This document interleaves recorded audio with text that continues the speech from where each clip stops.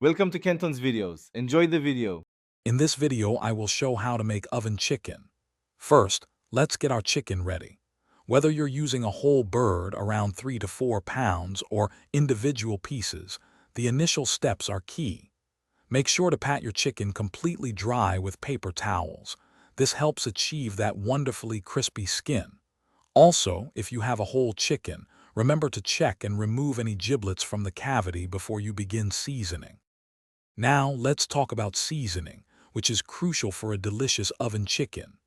Begin by rubbing your chicken generously with a good quality olive oil or some melted butter. This helps the seasoning stick and keeps the meat moist.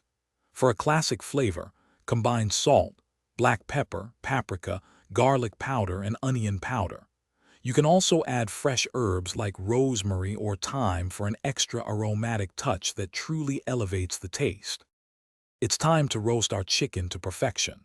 First, preheat your oven to a temperature between 400 and 425 degrees Fahrenheit. For a whole chicken weighing 3 to 4 pounds, you'll typically roast it for about 70 to 90 minutes. The most important thing is to ensure it's cooked through.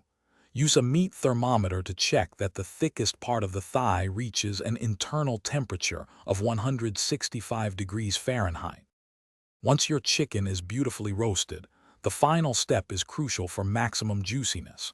Transfer it to a cutting board and let it rest uncovered for at least 10 to 20 minutes. This resting period allows all those delicious juices to redistribute throughout the meat, ensuring every bite is incredibly tender and moist. After resting, carve your perfectly cooked chicken and serve it immediately with your favorite accompanying dishes.